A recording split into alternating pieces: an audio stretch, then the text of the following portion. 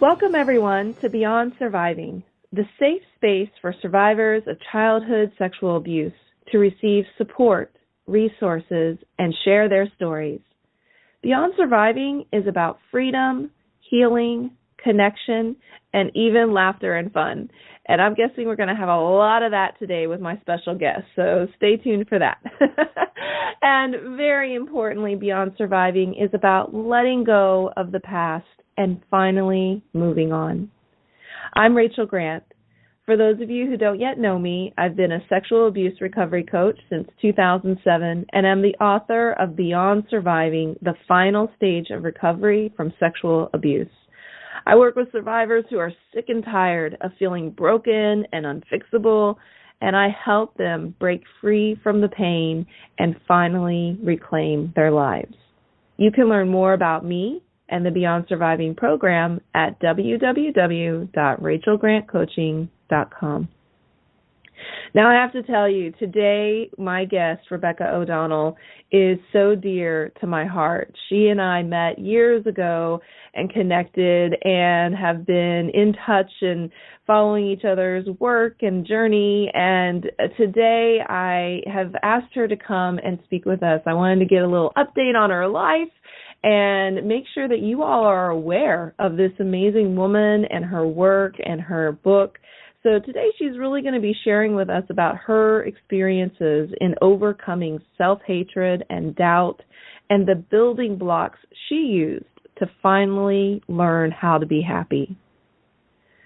Rebecca is an artist and author, and her memoir, Freak, the True Story of an Insecurity Addict, was written to not only help our brothers and sisters of circumstance, but also to provide a window for loved ones to understand how a CSA damaged mind thinks.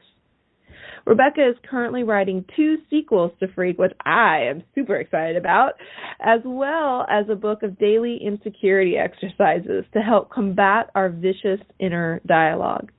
She's an award-winning artist with work displayed at Oheka Castle and the Alice Tully Estate on Long Island, the Russian Tea Room in Manhattan, and many private residences in Chicago and New York. She has taught art therapy at an abused children's home, given lectures on surviving a family of addicts, donated handmade gingerbread houses to Snyder's Children's Hospital's cancer ward, and designed a coloring book for the Paul Newman Double H Hole in the Woods Ranch, a camp for children with cancer. So she is so dynamic. I really wish I could do a 3-hour podcast with her because we just could have so much to talk about. So, again, just super happy to have you here today, Rebecca. Welcome. So, Rebecca, thanks for being here. Oh, yeah. Thanks for having me. So as we get started today, I'd love to just go back to the basics of, how you began your journey of healing. How did that all start for you? Well, I did your typical, child sex abuse adult mistakes. I married abusive men twice, and I finally got out of the second marriage, and my son was a drug addict. And I, came from a whole family of addicts, and I moved 1,000 miles away from my family, and my son still turned to drugs. And I thought, no, you can't have this one. So I put him in rehab and at Daytop, and I did all the things that they told me to do, including going to the counseling meetings and the, family support groups. And they had someone who was a speaker who gave the points of addiction, of red flags to watch out for. And I realized, even though I've never done drugs or drank or anything, because I definitely don't want to go there, that I was an addict anyway, that I was addicted to hurting myself. I was a self-harmer. I had terrible, vicious inner dialogue. And so I decided to start tackling it the same way you would a substance abuse, a substance addiction. Mm-hmm. And so I started examining myself and seeing things that I would do. Every time I'd insult myself, I would stop it, and then I would say a positive. And, of course, when you first start out something like that, you attack yourself because your little parasitic insecurity doesn't want to stop feeding. And so I would say, I love you, Rebecca, out loud. And when I first started doing it, it was so hard, I had to say it to a baby picture of myself. Because I couldn't look at any photo that even remotely looked like me. So it had to be like a little newborn baby picture. And I would slap myself in the face for saying such a blasphemous lie. But I kept at it. And I think that's the secret. I think that, you know, there is no overnight cure. There's no pill we can take to fix this damage. Right. And so I consider it to be like a, you know, like a diabetic. I have to take my daily dose of self-love, insulin, every day, or I'm in trouble. I'll slide right back really fast. And so I upkeep it like that. That's awesome. So, you know, thanks for sharing that insight, because I think, you know, in my own journey, I can relate to this idea of stepping back in a moment and going, well, I don't have that particular issue, but boy, howdy, am I, you know, really doing this thing over here? And I think I was an addict to drama, right? Creating chaos and keeping things, you know, disrupted. And so, you know, we all find those ways and strategies of coping with what is not a normal situation. And certainly self-harm is a very common way of doing that. And I'd actually like to talk about that a little bit more here today, because I think people avoid that topic. People aren't, you know, are scared or ashamed or embarrassed, whatever it might be, or just not sure. And so, so can you tell us a little bit more about, you know, what that self-harm, like what role that played for you? How did that help you at a certain point in your life? And how did you find your way, you know, to reduce that self-harm and find other strategies? And maybe what do you do today instead of the self-harm?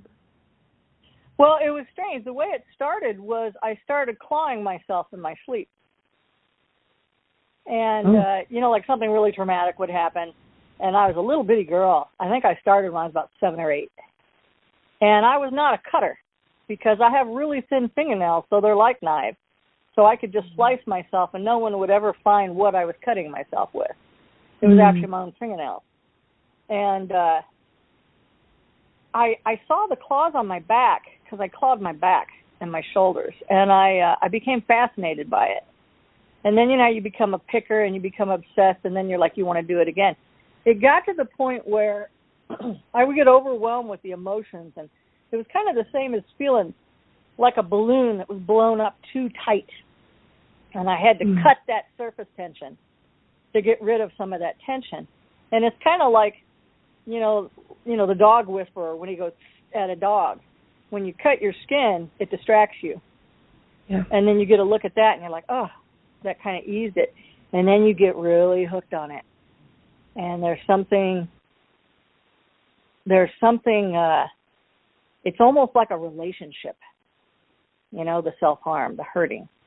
And you know, most guys I know who are CSA and they're self-harmers, they seem to burn themselves, but women seem to cut themselves more. I mean, guys cut too, but I've noticed that there's a propensity in men to burn themselves more than cut themselves, and it's always some sort of a macho contest, who can hold a cigarette against their arm longest, that kind of thing. And I used to have clawing contests with another little girl who was abused. And we would claw each other's arm and see who would start crying first. Yeah. And pain got to where it meant nothing. You know, because you get pain from your abuser and then you get pain from yourself. And then you decide to outdo your abuser, both emotionally, physically, and spiritually. Oh, yeah, you hurt me, watch me hurt myself worse. You know, it's that kind of twisted thinking that we do. That's right. Yeah, that's right. Yeah, and, you know, I think that one of the interesting things that I've discovered along, you know, my research and studying of things in this particular area is on a neurological level, what's really fascinating about it is it actually causes the brain to release the same chemicals that get released when you do a drug like heroin. Exactly. Yeah. And so on a biological, neurological level, self-harming can become such an addiction because of that distraction, that release of those, hormones and or chemicals, and so we find ourselves in this loop, and I love that image that you shared of things get, really tight and tense, and, almost like you get to your capacity of being able to hold or deal with your life. And this behavior feels like it's releasing something and distracting from that. So, what was it for you that finally made it, possible to shift out of that? What do you do today when you feel that tightening happening, instead of the self-harm? I pull the mattress off the bed, put it against the wall, and beat on it. Yes. I'm down. I'm like, yeah. I don't have any exercise equipment or anything fancy. I just yank the mattress off the bed, throw it against the wall, and just pound on it. I'll kick it. I'll throw myself against it. But I have not actually self-harmed myself for going on 8 years now. Yeah, which is awesome. What happened was, I think the addiction to the pain and the release and the chemical and everything, you combine that with the sympathy of people who love you. Oh, God, don't hurt yourself. Oh, please don't do that.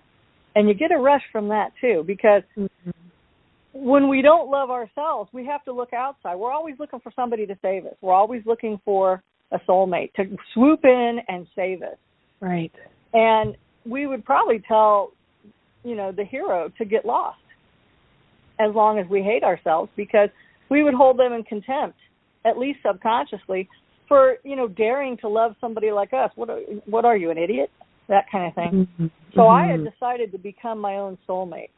And so when I started doing the self-love exercises and things that I still do every day, every night I say, good night, beautiful mind, good night, beautiful body, good night, beautiful spirit. And I mean them now. It took 6 months for me to feel the slightest difference once I was doing this every day.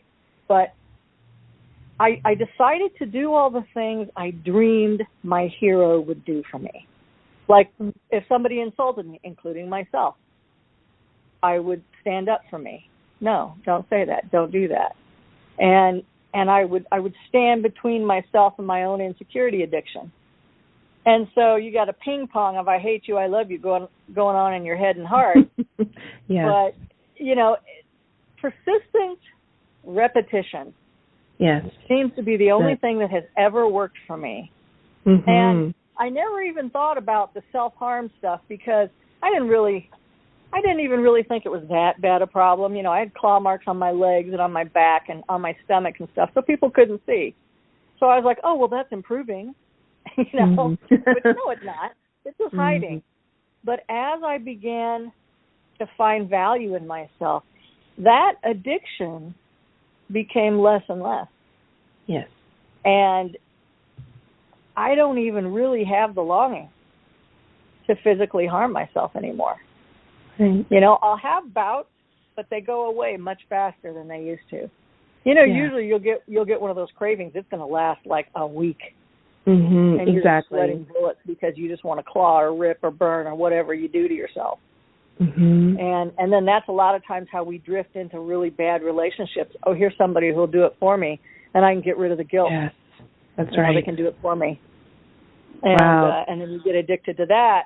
And then also there's a weird twist because you'll stay with somebody who's horrible because no one else will. And you know that, and that's what gives you self-worth. Well, he'd be all alone if not for me. Mm-hmm. So it's that kind of nonsense that we do in our head to ourselves. Exactly. Yes. It's true.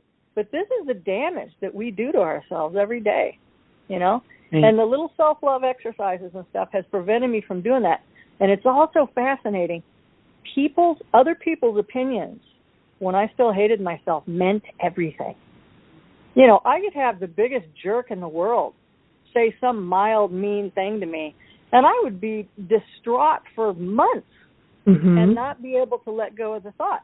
Now, some creep will say something to me, and I'm like, It actually doesn't bother me, or if it does, it's like a little flush and then it's gone. Yeah. Which is considering how I was, for most of my life. And you could have told me that I would be like this, say 10, 15 years ago. Never would have believed you. Oh, yeah, that's nice. You don't get it. You don't understand. I never would have believed that I could be as happy and fond of myself as I am now. But, love is really powerful. That's why we're always looking for it. And we tend to look for it in other broken people. They tend to look for it in us, and then we consume each other, and then there's nothing left. But when you start directing that love towards yourself, like I look at my inner child, like in the in the Poetry of Rage, and I take care of her. I'm her mother, and I'm the mother of all those versions of me, and I'm responsible for them, and I take care of them now. I don't kick them. I don't call them names. I don't blame them for what happened to us and my miserable adulthood because you got raped or beaten or whatever, or both.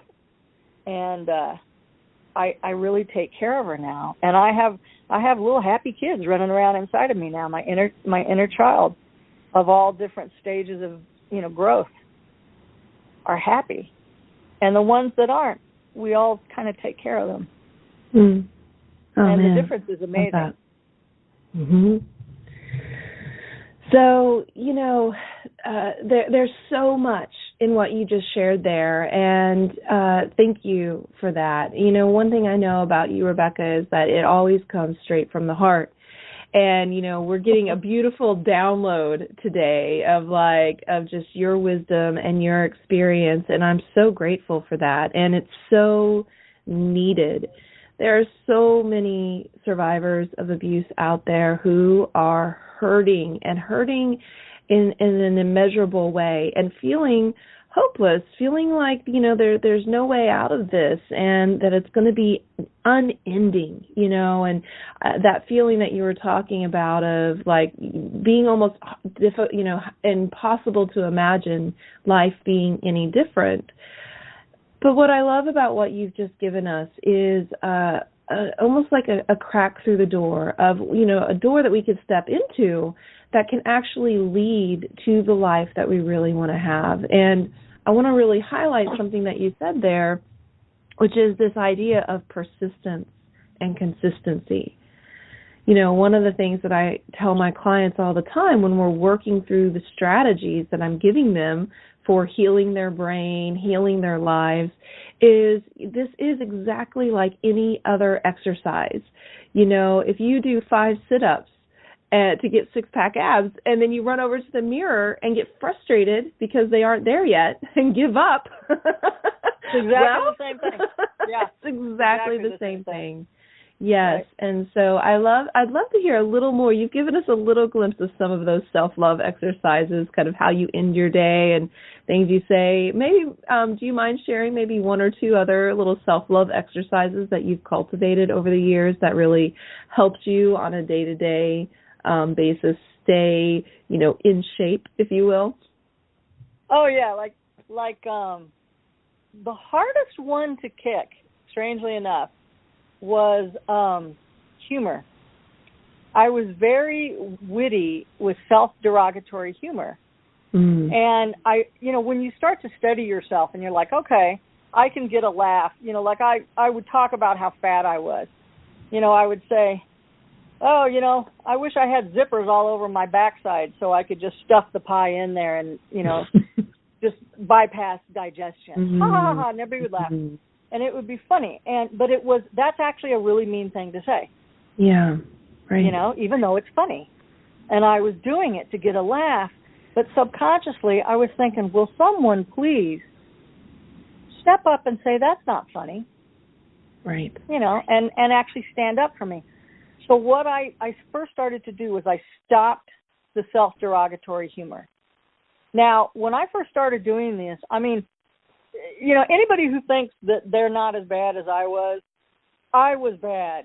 I tried to kill myself when I was 25, and had been suicidal on and off for years after that. I hadn't been able to look at my entire face in the mirror for years. When I put makeup on, I would cover part of my face so that I wasn't forced to look at that face, because I hated that face so much. And so I had not worn any kind of, revealing clothes or kind of sexy clothes for years and years. I just wore giant bag lady, baggy clothes. And so one of the first exercises I did was I put on a pair of shorts, and I had not worn shorts for over a decade, and a sleeveless top, and I went for a walk. Wow. And I was so messed up, I threw up in the bushes. Yeah. Because I was just terrified that people were going to see this ugly thing and wreck cars and all this other kind of thing. So I started, but something magical happened from that horrible, horrible 45-minute walk where I was just sweating and shaking and, spaghetti-legged by the time I got home. Nobody laughed at me. Nobody said, "Oh, what is that?" Nobody did anything that I thought they would do, recoil in horror from the sight of me. And so I started doing that as an occasional exercise. And then I would do all the things that I wanted a soulmate to do. Like if I did something and I did it well, I would actually say, "Good job." And then I would do strange little physical exercises that you do, that you hope like somebody would come over and just give you a kiss on the head, or, just a touch, something like that, because touch is so important as well. And so I'd be at work, and I'd kiss my own hand. And just funny little things nobody has to see. It can be very private. But I would do little affectionate things like that. Now, when I first started, and this is a big word of warning, I did not believe a word of it. I was not grateful for it. I was disgusted. I called myself, "You effing this, you blah, blah, blah." I hit myself in the face, like I told you. And I resisted really strongly because I had built up quite an armor from all these years of, abuse and pain. And it's going to take a while to tap through that armor. And so I kept at it. I would do, I'd walk around and I would notice something beautiful. I would purposely go out and look for something beautiful, even at my work, like, okay, there's desks and fluorescent light, I would look and I would see a sparkle of light on the wall. Like maybe somebody had a glass or something and it was refracting, and there'd be like a little prism. Or there's always something magical, and no one else sees it the way you do. That is a gift just for you. And every day I would go out and I would specifically look for something beautiful that was just for me. And I would start to recognize them as the gifts that they are. Because when you're in so much pain, you don't notice anything but your pain. Right.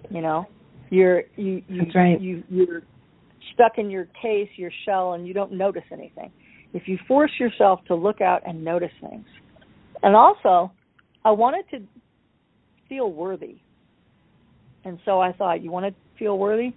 Do something worthy. And so I would hold the door open for somebody. I would bring somebody a cup of coffee. I would do an act of kindness, small or large, but I would make sure I did acts of kindness every single day.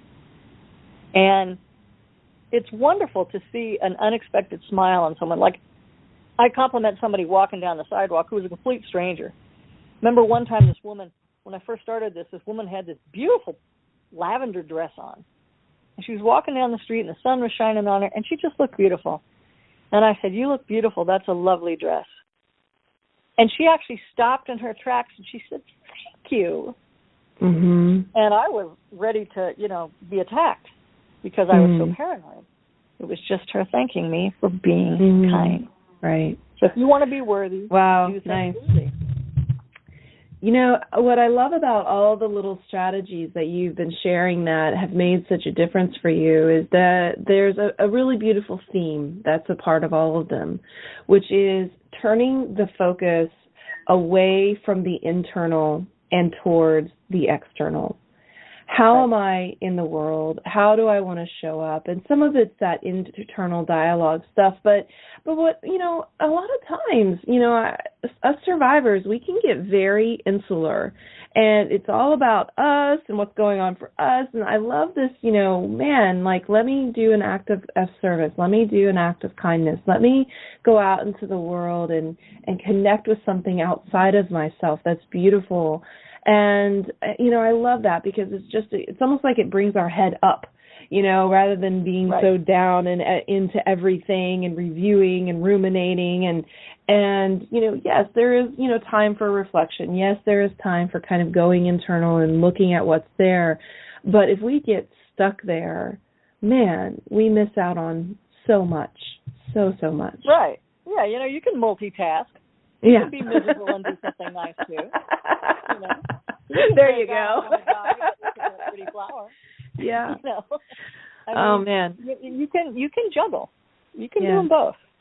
Even and the best thing is you won't believe your words of love and your words of kindness, and you won't believe it's going to make any difference. But do it anyway, because that's how I was. I didn't believe any of it, and I thought it was ridiculous, and I thought I was ridiculous for doing it, but I kept doing it. That's right. That's the key. Right. Is to keep doing it, even when you smack yourself in the face and call yourself every name under the sun. Say, I love you anyway. And always use your name when you say, I love you. Because your mind can be like, oh, you're not saying it to you. Mm-hmm. Yes, so I always say, I love you, Rebecca, that kind of thing. And what's really weird is now I do, which is just astonishing. Well, that's the beautiful thing, the power of language and the power of retraining the brain and challenging old beliefs. And as we remain consistent, and there are maybe some other layers to all of this as well. But in the beginning, when you're saying these words to yourself, there is absolutely that part of your brain that says, nope, does not compute. I don't believe that. That's a lie. Right. But I hate you for saying it. Yeah, exactly. But as you stick with it, your brain just has to change. It's just simple neurology. It has to, because the brain is, it's like anything else. Wherever you put its focus, that's what it's going to keep a hold of, and that's what it's going to keep remembering, and that's what it's going to hold as truth.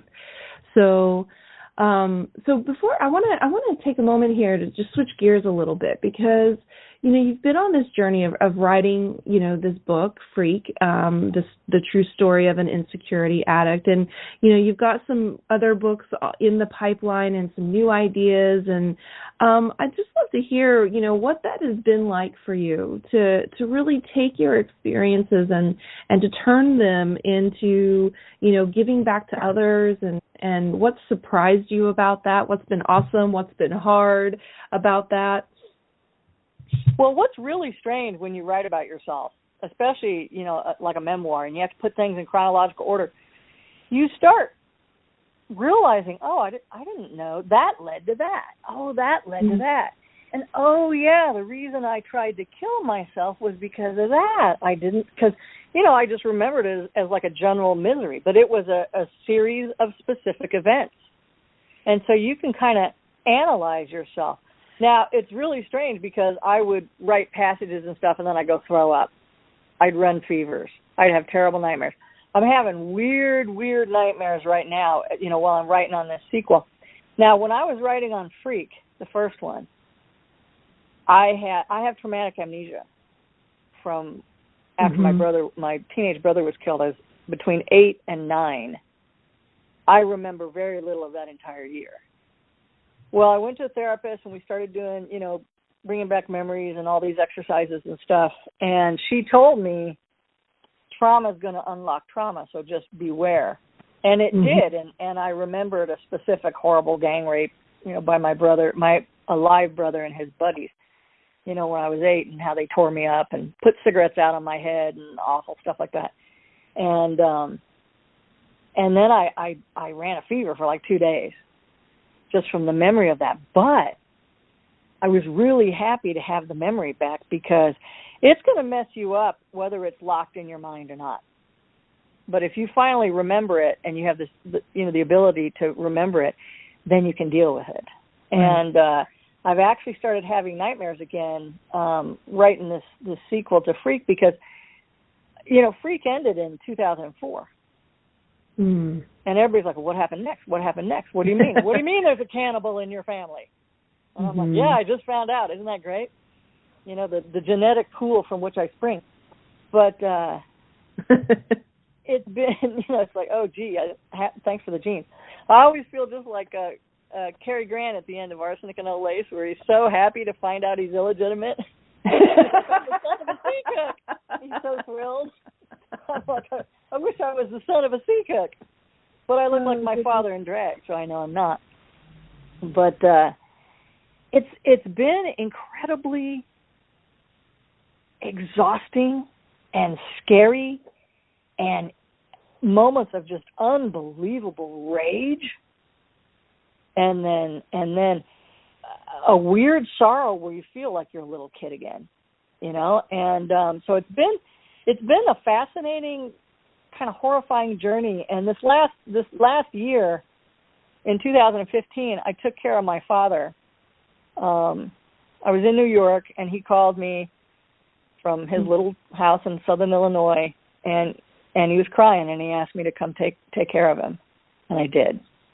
I came back and I took care of this man who raped me when I was 13, who abused my siblings and my mother and was terrible to all of us. And I didn't want to do it. And then I just thought, you know what? He's CSA too. He was raped when he was 5 for a whole year by his cousins. And he has all the red flags of a CSA, macho, violent, screw everything he can get his hands on male. And it became this incredible journey that I never expected. And towards the end of his life, he goes, "You're wonderful." And I said, "Shut up." And he goes, "I mean it. I didn't know you were wonderful." And I said, "Yeah, you just thought I was a New York snob who didn't care." And he goes, "I did. I really did." But he opened up to me because I didn't let him get away with, "Oh, I didn't do this," or "I didn't say that." I said, "Yeah, you did, and I'm here anyway. So stop trying to be Mr. Nice Guy, because you weren't." Right. And he opened up, and he told me things about his childhood and any hatred I ever had for this guy who was a monster. He was an absolute monster. But this last year showed me why he's a monster, what happened to him, and what broke him, and how he never repaired it. All he did was build a big old strong wall around all those shattered pieces inside. Right. Yeah. And it was fascinating. And that's one of the things I'm writing about right now. Oh man. Yeah. That is going to be a powerful read. I can already feel that, because the journey that we go on with, somebody who has been an abuser, but is also at the end of the day a parent, or a sibling, and how we find our way through those relationships is, I think, one of the more challenging, but also almost like fascinating, and has such potential for such amazing transformation and healing as well. Yes. Yeah, absolutely. And one of the reasons why, I think we do what we do is because there are so many people who, generationally didn't get support. It wasn't available. And thank God we're at a place where we talk more about this, and we bring it out, out of the closet more and more, and people can reach out and get support. And that's so necessary so that we can, break these generational, curses that just pass down from one generation to the next to the next. And, every time we stop that cycle by getting healed and, taking care of ourselves and learning, all the things that we need to learn as survivors of abuse, we are healing the world. That has such huge trickle-down effects. Absolutely. Yeah. Well, so I told, I'm sorry, go ahead. Oh, go ahead. I told my father, we were having this conversation, And, here's this guy, he's got no legs. They're chopped off. MRSA is eating him alive. He's in unbelievable agony. And I'm just thinking, oh, man, what a horrible, horrible, horrible karma for this guy, Yeah. And we were talking, and he said something about abuse in our family. And he had actually traced it back 200 years in our family. Through police reports and letters. And I told him, I said, well, Dad, you were a terrible dad. You were a terrible father. But you were better than your dad. And I said, my brother was a terrible father, but he was better than you. I'm better than he is. My kids will be better than me. I said, if we keep going like this, in a couple generations, we will have weeded child abuse out of our family. That's it. And he burst out crying. He burst out crying. He said, do you really think so? Do you really, really think so? And I said, yeah, I do. And then he just sat there and just cried. And, I was very lucky with him because most abusers are like, I never did that, or you deserved it, or whatever, and they never let go of that. Yeah. My father actually had some depth beyond all the monstrosity, which was fascinating to me. Yeah. Sounds like he was able to kind of see the correlation between his experiences and his choices and found that place of, basically feeling that remorse and that regret, that circumstances were such that it set things up, for terrible things to happen, and that in no way excuses the choices. But we do only have in front of us the options that have been taught to us, and at a certain point when we go, okay, wait, I don't know how to do this, but I'm going to go learn, right? I'm going to go figure it out. And luckily, we've gotten to the place where people more and more can get that kind of education, can get those resources, and can break those cycles. So we can put an end to this ridiculous epidemic that is all across the world of children being harmed in this way. And always has been. I like what Will Smith said. He said abuse has always happened. Now it's being filmed. That's the only difference. Exactly. If we keep telling, I always tell people, tell. Don't be afraid to tell. Tell. Yeah. Yeah. And then that will. You can tell a room of 10 people that you were sexually abused, and there will be at least one in there who has also. In some way, male, female, whatever. It doesn't matter. There's always a brother or sister of circumstance around you, and they don't know you exist either because you're not telling. And if we tell, and if we open up and share our stories, then people will be able to start to heal. And they will also be able to clean up the mess because we're shining a light on it. Yeah. And that's what's beautiful about right now, you roaches, I'll get you. And it's marvelous. I look at the difference of the options I had as a little girl. I actually told my teacher, and my teacher told me you must have been bad. Right. You just slink back to your seat, oh, wow. And, you're a little kid.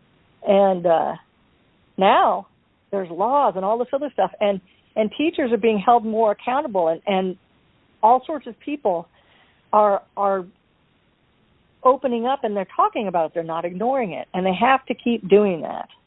Right. And then that's how, like you said, we heal the world, literally. Right. And even if you're like, oh, well, I can't heal the world, you can heal one person's world. Exactly. Even if it's just your own. That's a world. We're all a universe. Exactly. Yes, exactly. Oh, man. I love that. What a beautiful thought. Yeah.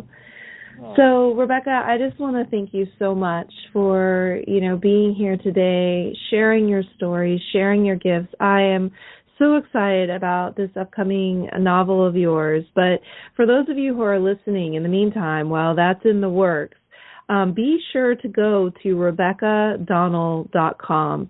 I always leave the O off. Rebecca O'Donnell. So, and you can definitely get Rebecca's book, Freak, The True Story of an Insecurity Addict at Barnes & Noble, Amazon, paperback, all that good stuff. And really don't hesitate to reach out to Rebecca. She's a great advocate and resource, and I'm happy to connect and be there. Any final thoughts, Rebecca? Everybody out there, you know, you can be a low-down, dirty, miserable skank, but that's not all you are. I was a skank, and now I'm not. And you can be anything that you want if you just take that step. I completely believe in you, because if somebody as ridiculous as I was and miserable as I was can do it, then you certainly can too. Absolutely. I second that wholeheartedly. Man, Rebecca, thank you once again for your time today, for your spirit. Oh, thank you for having me. For your dedication. Yeah, my pleasure. My pleasure. And thank you, everybody, for tuning in and joining us today. Don't forget to visit rachelgrantcoaching.com to learn more about sexual abuse recovery coaching and to check out the other resources that are available there on the site. And please be sure to subscribe to this podcast because we have so much more to share. And until next time, take really good care of you.